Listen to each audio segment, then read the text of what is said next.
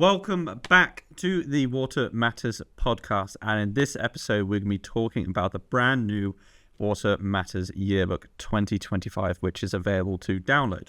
And I'm joined by both Damian and Shaun, the authors, idea creators of the yearbook. How are you both doing? Doing very well, thank you. Good, thank you.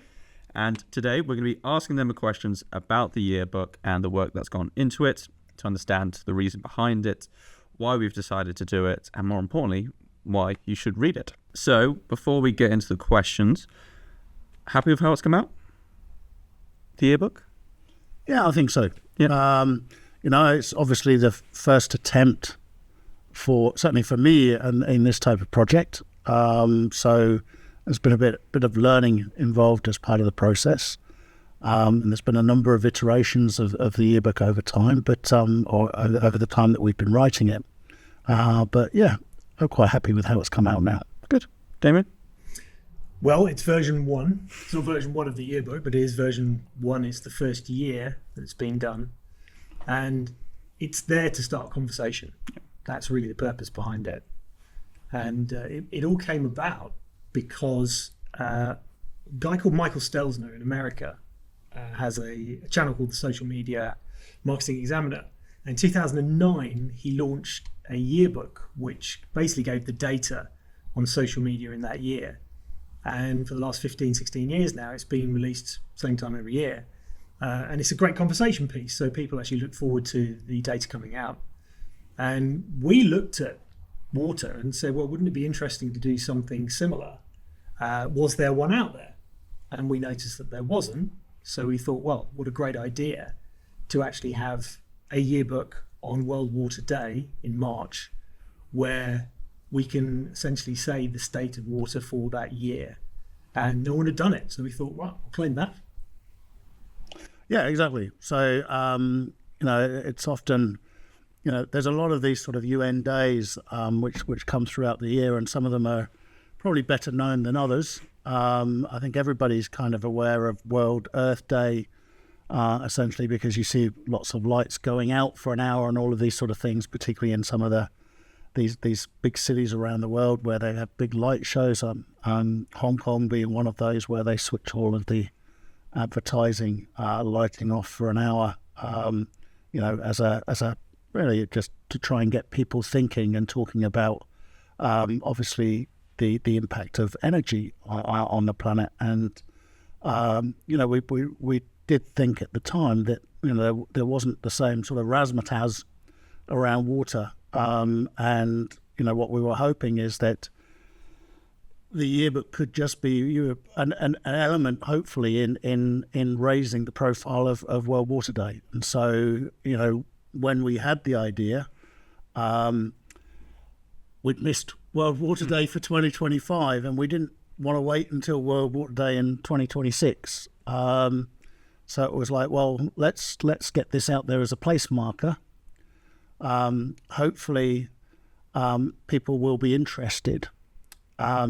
It's meant to be a living document. Of course, with all of these things, you're only, when you're publishing at a point in time, and everything's rapidly changing. I mean, with water and with the climate change, you're talking about the weather, which of course changes every day, sometimes several times in the day. So we have a point in time.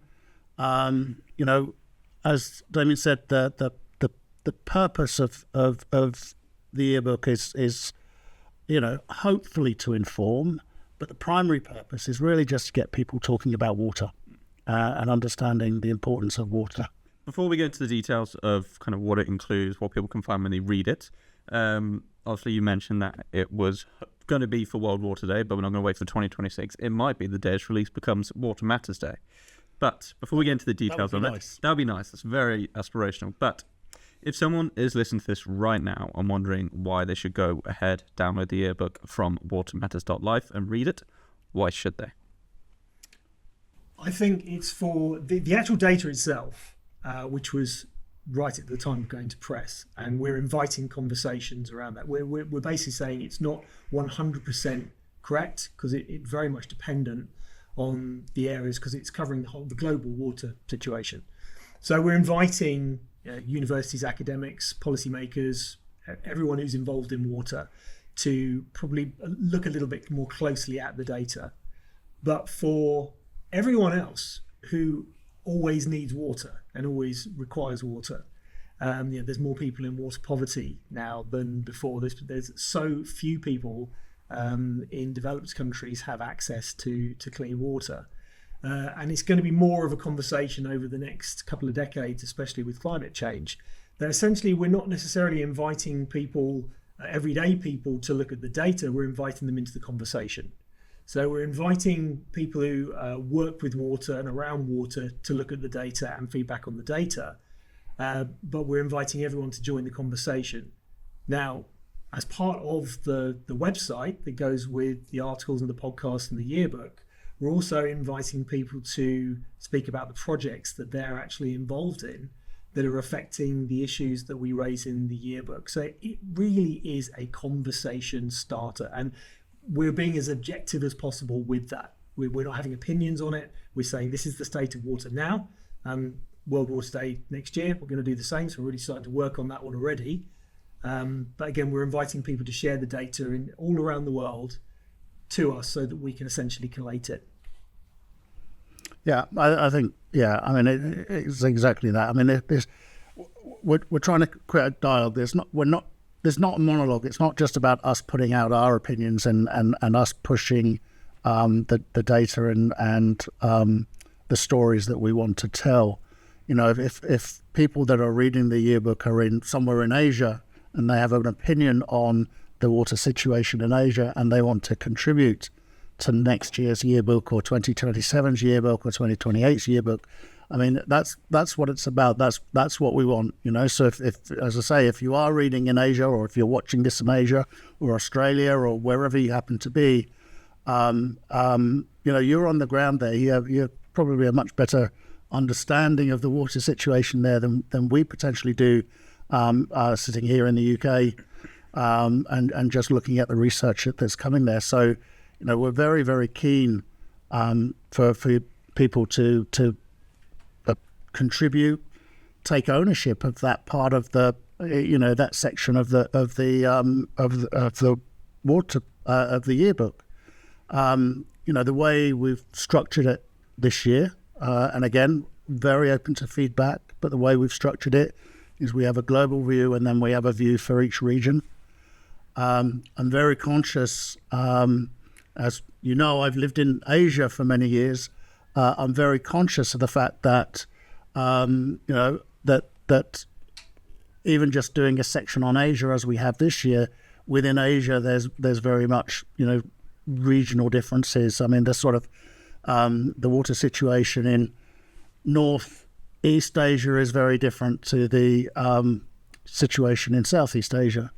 In north of Asia, you have deserts and all of these sort of things, and in the south of Asia, you have rainforests. So, you know, I would welcome people's opinion as to how we could potentially further subdivide those continents potentially and have a little bit of focus there.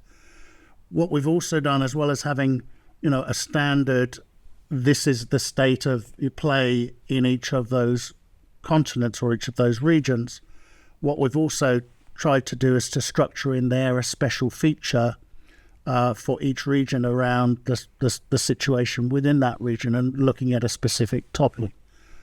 So whether or not, you know, that's the impact, you know, in Europe as an example, the impact of the conflict in Ukraine, or the impact of the water shortages in Southern Europe. You know, again, if people are reading this and want to contribute and have a view on some of those sort of special features that we could add, we're very much open to that, because it is, as I say, we want to create a dialogue around water. It's very important. I think that we raise the awareness of you know, the situation that we're in. In a number of our previous podcasts, we've talked about the water crisis. Tim Smedley is a frequent guest who wrote a book called The Last Drop, which we always have, you know, as a prop on our podcasts. But that's a very interesting, topic. It's around the whole water crisis and what we need to be doing to kind of do our bit to try and address the water crisis. I mean, you both started to go into the details about what's included in the yearbook, and there's some fascinating statistics that have been kind of drawn out from the research. And I've got a couple here, and it shows that 2.2 billion people still lack safely managed drinking water, and 3.5 billion people lack sanitation. And it was highlighted that 74% of natural disasters are water related. Is there stuff within it that you found during the research purposes that surprised even you, or what did you find most surprising about some of the stuff you pulled out? Well, I think the important thing that really stood out for me is that this is a global crisis. There isn't the world is round, so it doesn't have corners, but there isn't a corner of the planet that is not impacted by the water crisis in some way. So whether or not that is melting ice caps, or the melting glaciers in some parts of the world, or whether it's desertification in other parts of the world, the whole world is quite frankly struggling.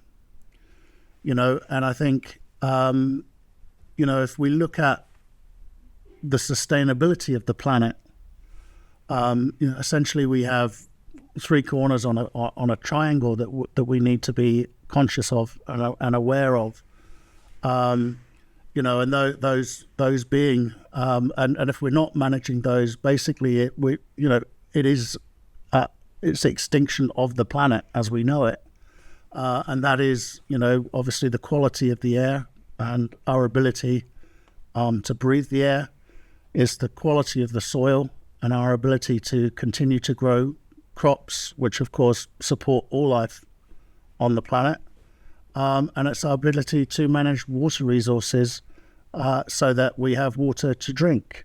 And if we remove any of those corners, right, the planet fails. And there's been a lot of focus, I think, and rightly so, there's been a lot of focus probably in the last 30, 40 years on the carbon emissions and what we're putting into the atmosphere, what we're putting into the air, and the impact that that's having, not just on people's health and but also the impact that it's having on the weather systems and all of these sort of things. Yeah, I mean, again, going back to the whole purpose of the yearbook, it really is once a year at least, on World Water Day, if we can get people thinking about water, thinking about how they're using water, thinking how they're going to protect that resource, then that's in my view, then we've kind of achieved what we're trying to set out to do. Just on that one, so the two for me were very clear. The first one was 1993 was the first World Water Day. So that's 32 years. And then when we looked at the data and we saw that no one had created a yearbook, we thought, well, that's surprising in itself. So how come that's got lost in the conversation? And the second one was as we were going through the data and looking at all the different regions, and one surprising figure stood out for me, which was that globally farming uses 70% of the world's fresh water. And that was huge. And I thought, well, hold on a minute. Everyone's talking about farming, and this is actually why we ended up doing a section on farming specifically, because as we know, Clarkson's farmers got more people interested in farming and agriculture and seeing what really goes on. Well, how many of those people know that 70% of the world's fresh water is used by farming? Well, probably not. So that is now part of the conversation, and that's where we need to then continue these conversations and opening up the dialogue and really the knowledge, I think, to everyone of not only how important water is, but how much of a scarce resource it will be in certain areas with the increasing global warming. You make a great point, and I know, I think it was back in 2022 when we had a dry spell in the summer, that parts of East Anglia was drier than the likes of Greece. They had dry summers there, and there's a massive agricultural community out in that part of the country. I mean, Ipswich Town Football Club, they're known as the Tractor Boys, because they've got a big community around farming and agriculture. And I think, like you mentioned, Clarkson's Farm's done a great job of raising awareness for farming, agriculture in this country, and it's getting more people thinking about it. But addressing those points about how 70% of farming does use fresh water starts people understand, well, how can we tackle that in that area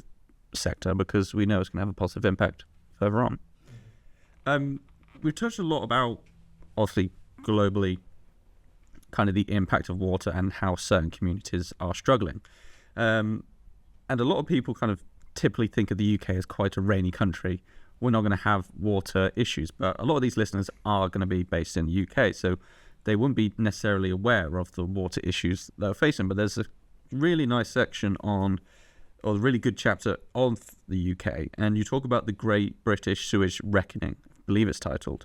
Why did you want to include this story and make people aware of it? Well, I think at the moment, for people that are reading this in the UK or are familiar with the situation in the UK, there is a lot of publicity at the moment around the water utility companies, and quite frankly, the performance of the utility companies post privatization. So it is very much a topic that a lot of people are already aware of. But I think what we wanted to do perhaps is really just put some data around the story, and quite often obviously in the press. But there tends to be a degree of overemphasis, exaggeration, or whatever as to the situation, or sometimes depending on the situation, sometimes certain things are downplayed, and I think we just wanted to put some data around there so people can actually look at the data and to a certain extent form their own opinions. And again, we're not saying that we've tried to make sure that all of our data is checked and is accurate, and that we have fully credible and reliable sources for that data. But again, I'm more than happy if you think that some of our data is inaccurate, please do come and tell us. Please help us. Yeah, please help us, because again, we want to. It's about the conversation. We want people to come in and talk to us. We want people to reach out and say,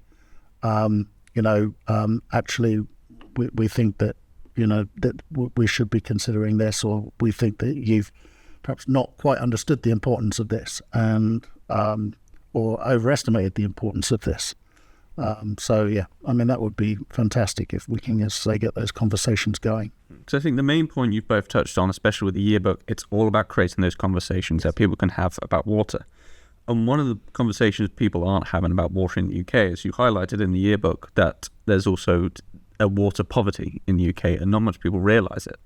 And as you mentioned before, The Last Drop has a great section about how the UK had a water shortage back in 2012, just before the London Olympics. Like, the whole country could have been put on standpipes, especially London. It would have probably cancelled the whole London Olympics. And within 48 hours of it starting, before it started, there was a rainfall that pretty much just helped to top up the reservoirs to keep it going.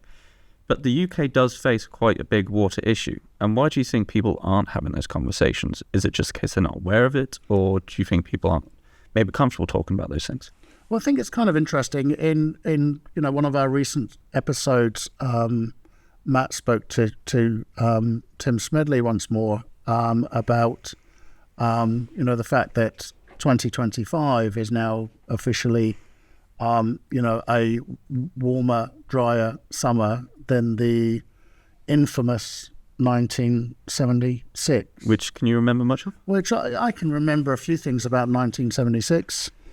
being a big Southampton supporter, of course, that was the year we won the FA Cup. So I remember being a very, very, very young child and watching the parade through the town centre. But I think looking back at '76, to be honest, I don't remember much about it. I was quite young, but there were standpipes on the streets. People had to go and queue to get their water. And I think, whilst I don't, I'm hoping that we don't get back to that situation. If we'd have had a Day Zero event in 2012, and Day Zero by its definition means it is a day where basically people have to go and collect their water. You turn the tap on and there is no water there. If we do start seeing those events, then obviously that's going to raise the awareness of the situation much more.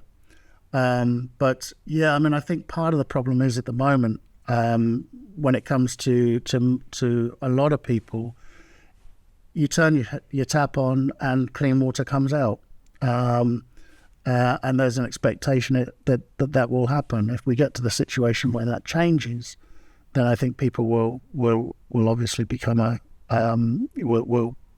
it becomes a situation where people are much more aware of just how close we are to having a full-blown water crisis. Well, hopefully that doesn't happen in the near future. And I think these days it'll probably more drive-through pipes. I doubt most people queue standing these days. They'd rather queue in their car as like a drive-through. But I'm conscious of not making this episode too negative, because we've mentioned the word crisis. I have certainly mentioned the word poverty. That's not what the yearbook is all about. There's not negative stories. It's not all doom and gloom and stuff needs to be worried about. There are some positive stories in there that help show the action that can be taken that can lead to a positive impact. And there's a few examples like the beavers rewilding projects throughout Britain that help in rivers and waterways, and there's community-led products in both Africa and Asia. Why do you think it's important to highlight these as well as the potential issues we're facing?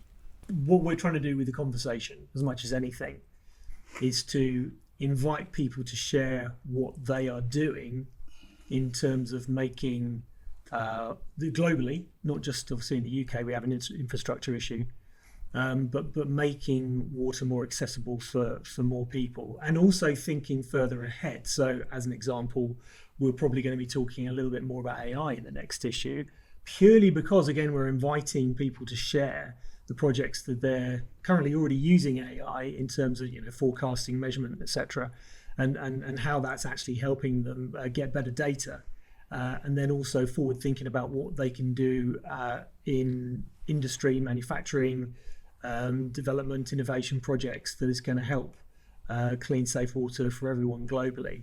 And this includes working with what's happening in the oceans as well. So it's that inviting the conversation piece is not just inviting feedback on the yearbook, although that's important. It's actually inviting people to share their stories and essentially create then a conversation amongst thought leaders and decision makers and academics and everyday people to really get those ideas flowing, to then think about a better future, cleaner water for everyone globally, and obviously the impact of that for food and safety, and because we don't want people fighting wars over water, which at the moment, in the next few years, that will probably be the next reason. And you make an interesting point, especially with AI, and something I read the other day when it comes to water, is that people don't realize, especially as societies develop, technologies develop, these technologies require a lot of water in order to run. So the data centers used for AI automations require massive cooling stations in order to keep the basically data centers running, which uses a lot of water. You've got a great feature in South America, which is lithium versus life and the green energy boom there. But as we create new technology, to basically better the human race, we're using a lot of water as a resource, even though we think, we can use AI to improve this section or this industry for water, and like you say, measurement and controlling and treating. But we're using a lot of it in order for it to do its job. That was a big shock when we found that out, wasn't it? Yeah. The research. Yeah. No, I mean, I think we saw, I think there was a stat that came out that said literally for every chat GPT prompt that you ran, you potentially used 1 litre of water, which is obviously a huge amount. But I mean, just going back to the positivity of the situation and trying to create a positive spin around this. I mean, as Damian mentioned, I mean, part of the conversation is about learning what people are doing elsewhere, and how can we take those learnings and potentially disperse those learnings globally, so that people, we can learn we hear of a positive story in South Africa as an example that we can then recreate that situation elsewhere to improve that. You and I were both obviously lucky enough to be present at a beaver release in the UK back in February, and so I think these types of stories, and we've just got some updates recently on how the beavers are settling in at the Neem Wetland Reserve, where we were present for the release, and it's all very exciting as to what's going on there. And it's the news today is that there's been some new additions to the family of beavers there. But yeah, I mean, I think looking at these sort of things, looking at how the interactions or the I've got really stuck for the word now, but intervention was the word I was looking for. So some of the interventions that we can take can have a very, very positive impact on that. We've seen stories of not so much in the Neem wetlands, but of beaver releases elsewhere where they've now been credited with holding back flood. So those sort of stories can obviously, I mean, there's a number of positivities that come out of that. So, you've got the benefit, the whole benefit that's been created of a village or a town that hasn't been flooded because beavers have built dams that have held back the waters. But then that's created additional benefits. So you've seen, revitalization of the wetlands, and the diversity that's created, and then the interest that's created within the general public around what's going on. So people can now go and visit these wetlands. They can see the diversity in nature that perhaps wasn't there before the beavers had arrived. I was reading stories recently about the reintroduction of wolves into some of the national parks in North America, and the impact that has had on the environment there, and the fact that they're now controlling sort of deer and moose populations, which means that other species are having an opportunity to reestablish themselves and thrive. So that there are these positive stories that come out of this, and again, we want to highlight those positive stories as much as the perhaps the less positive stories. So yeah, and again, that's all about creating those conversations, right? And you make a good point, especially I think with the beaver release, thinking back to that and the conversations surrounding that. Because as you mentioned, we were very lucky to be at the release in Northampton. There was Water Matters, BBC, ITV, obviously ranked in importance in that order, of course. And when it comes to the beavers, when we started talking to the Wildlife Trust about it, they were having to do a kind of lot of myth busting in a sense, because a lot of people had serious objections. There was fishermen that saying, well, they're just going to eat all the local fish stock, and they're like, no, they're herbivores, not carnivores, so they're not going to eat any of the fish. If anything, data shows that they improve the fish stock in waterways. They actually improve the quality of water, so the actual fish are healthier. They help to create canals, so helps to slow the flow of water, which, as you mentioned, prevents flooding. They're going to be gnawing down trees, helping them collapse, so the taller trees that have been there for longer, which tend to block out a lot of the sunlight, are then taken down, which means more sunlight can reach the bottom of the floor. So, but we wouldn't have known that unless we had that conversation. Absolutely. And like Absolutely. you both have said, the importance of this is to create those conversations. Yeah, no, absolutely. Absolutely. And an educational piece as well. I mean, on the website, we have a resources and events section. So again, for the resources, we're inviting people to share any resources that's going to help. For the events, share your events talking about water. And we want to build a community off the back of it as well. But yeah, at the end of the day, the more we can educate people about the what's happening right now, and because it's now every year at the same date, it's almost like we've got a line in the sand now. We can say, right, how have we improved this year ahead, and what's happening out there that's making this a positive thing as much as anything else. And obviously, we're constantly writing new news stories about the positive impacts that water is having, which is available on watermatters.live. Yeah, no, absolutely. I mean, so the yearbook, as we've mentioned, is meant to be a celebration of World Water Day, and yeah, really, as I say, that an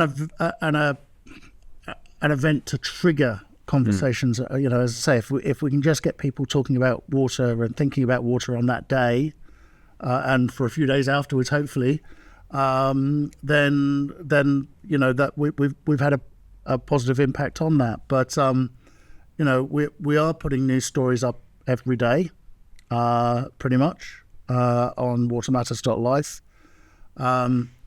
You know, it would be great as well to have other people submit their stories for publication on watermatters.live.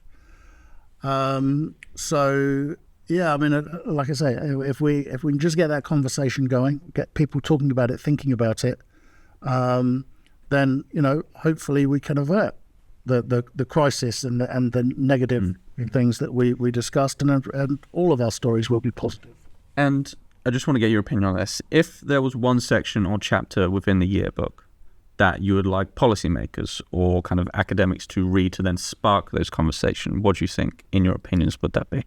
I think for me, the statistics around the number of people that do not have access to clean drinking water is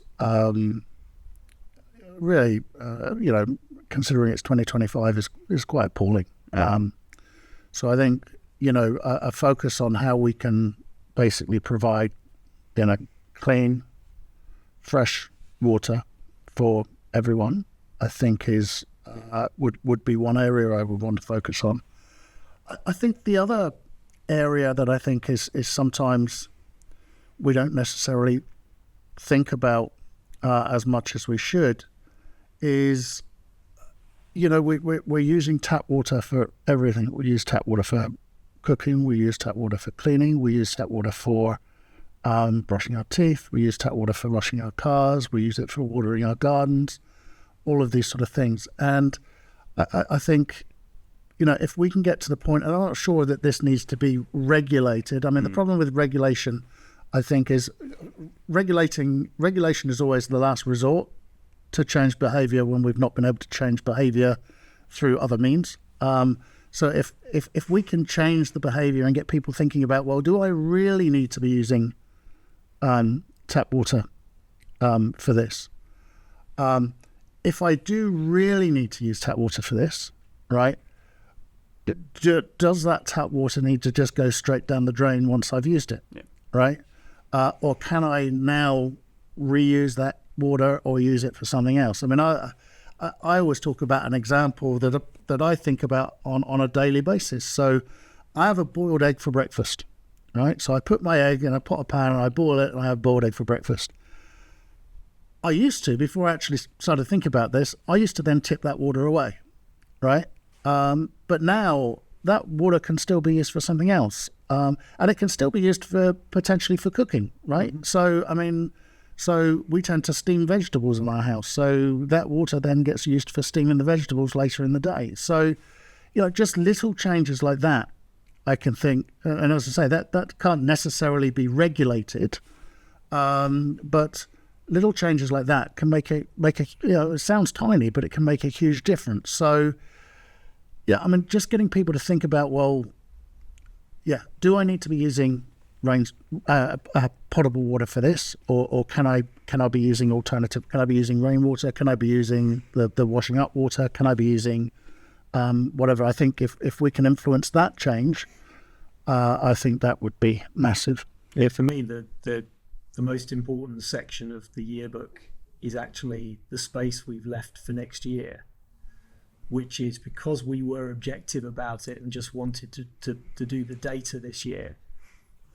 Editorially, we've just sort of kept it. It's like, this is the state of it at the moment. But the conversation we're essentially inviting the policymakers and the academics and everyone else into is, but what can we innovate now using this data going forward that's going to make the changes? So it really is almost like that chapter that hasn't been written yet, which was, the good news stories.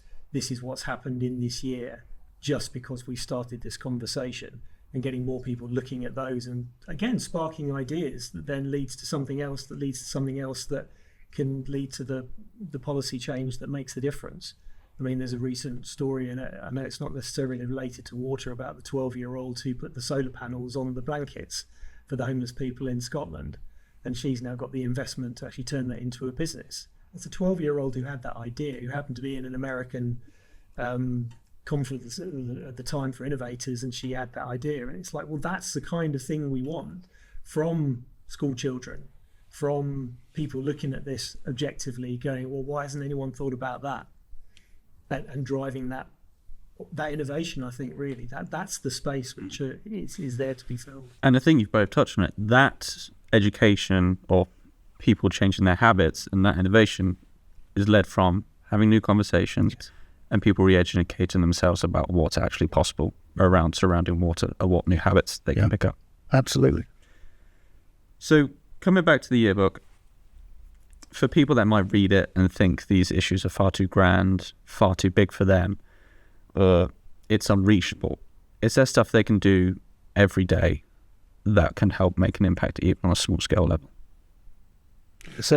Well, I mean, as I said, you can use the water that you boil your egg in the morning for other things later in the day. And again, you don't even necessarily have to reuse that for steaming your vegetables. That can go on your garden, as an example. And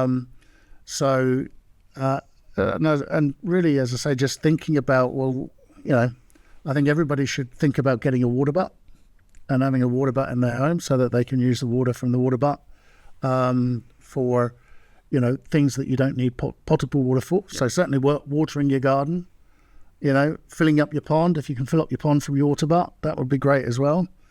I'm not sure I should say this, but,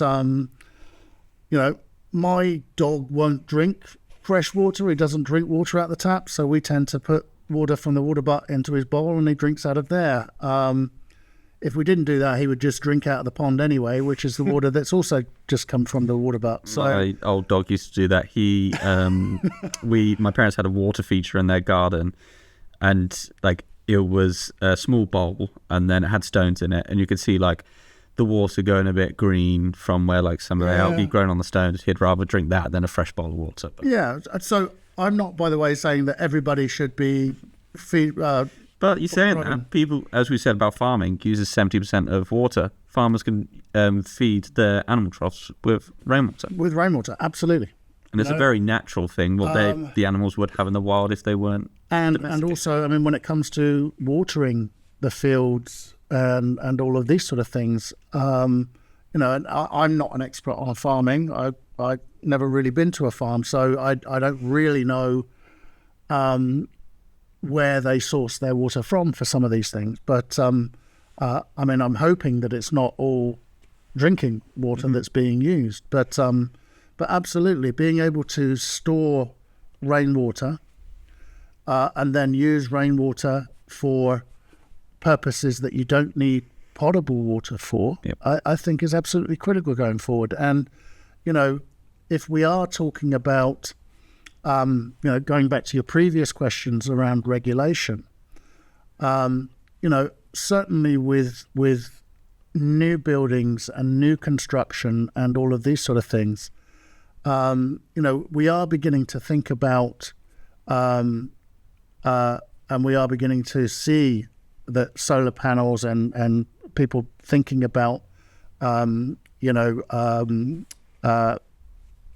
solar energy on houses to reduce obviously energy costs, and obviously a knock-on effect is that obviously provides cleaner energy or less of a demand for energy from non-clean sources.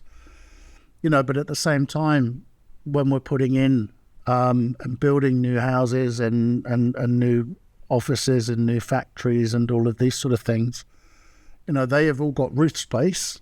Why can't we collect the rainwater from the roofs and use that either within the buildings themselves for flushing of toilets and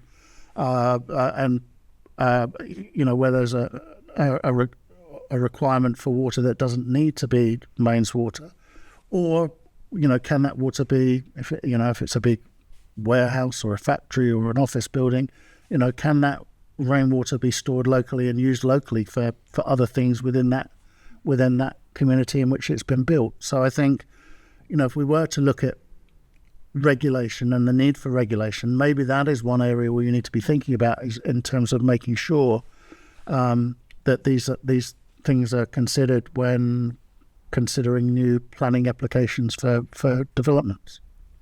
You mentioned it just briefly before about your favourite part being the chat for 2026. As we start to wrap things up, how do you see the yearbook evolving into future editions?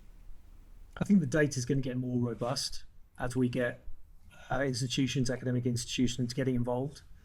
I think also AI is going to help with the data collection as well, so it's going to become more real time. I think it's going to provide a resource as a community for people to discuss ideas, and hopefully it's going to make it more mainstream in terms of the conversation that people are having, so that it doesn't just come up when we have adverse weather events. It doesn't just come up when there is a dry summer. That it's, as you say, consistently in the conversation around construction, and it's top of people's mind. Last thing before we wrap up, I want to challenge you both. If you were to sum up the Water Matters Yearbook 2025 in one word, what would it be? And you can't say conversation. First version. That's not one word, is it? Hyphenated. Hyphenated, yeah. And it's not really one word, and we have talked about conversation, and that is a big part of it. But I think, hopefully it would be awareness, and really just hoping that we can get people to become self-aware of, basically their own impact on the environment when it comes to water and the use of water. So I think it's in Tim's book. I think we've used it in a number of articles. I've used it in a number of articles that I've written for Water Matters of the average household use for water is 153 litres per person per day, which is again an incredible figure. And we've also compared that to various other countries around the world. I think Belgium, I can't off the top of my head pull the number out, but I think Belgium is an example which has got a very, very, if you think about it, very, very similar climate to the UK, being probably geographically, one of our closest neighbours, although separated by the English Channel, of course. But, in Belgium, where there is seems to be more of an awareness around the use of water, their average number is around about 85 litres per day. So, as I say, just getting people aware of these sort of things, thinking about these sort of things. And obviously everybody's going to say 153 litres. We don't drink 153 litres a day. And that, I would say, well, that's my point. Yep. Right? We don't drink 153 litres a day. We drink maybe, per person, we probably drink 2 or 3 litres per day, right? So that 150 other litres, where am I using that? Well, I'm using that in my washing machine. I'm using that when I have my shower in the morning, all right? I'm using that toilet flushing, for toilet flushing, all of these sort of things. So, how can I reduce that or that 150 litres? And how can I make sure that as much of that 150 litres of the 153 that I'm not drinking, how much of that needs to really be, drinking water, and how much of it can be water from another source, I think. Can I change my word? Yes, of course. Hopeful. Like it. And Shaun, you make a really good point with the 145 litres a day, because I read 153. 153, 145, it's between that average. There was a report recently that with all the new build homes that have been built in the UK, on average there's about 90 litres per day per person. And the reason being is that there's a lot of water-saving fixtures now used in new build homes. That's low-flow taps, aerated shower heads, there's dual-flush toilets. So there's certain fixtures that people are having installed in their house, well, with new builds. It's done before they even have to think about to move it to their home. But it's older homes where they don't have those, that have the older style toilets. They don't have low-flow taps. They don't have aerated shower heads. That means they are using 150. Yeah. Or people are drinking 150 litres a day. They're having the longest toilet breaks in the world, and they need to be fired from their job because they're not doing anything else. I would say if you really are drinking 150 litres of water today, you should probably be going and talking to your doctor. Yeah. Certainly so. Gents, thank you for your time today, and Thank you. Also thank you for your time and effort to make the yearbook come to life. I'm sure you're both very excited to start working on it. Yes, we are. And please do go and visit www.watermatters.life and download the yearbook. Totally free. It's free. And if you feel inclined, please do join the conversation. Yep. Get in touch and give us your feedback. Tell us what you like, tell us what you didn't like, and tell us what you would like to see as the 2026 version, please. Love it. Thank you. And thank you for listening. If you are listening to this, please make sure you go to watermatters.life to download the yearbook and hopefully read it in its entirety, or just take out 1 or 2 things that's going to help spark some conversations that you can have yourself. Gents, thank you once again for your time. Thank you. Thank you for listening.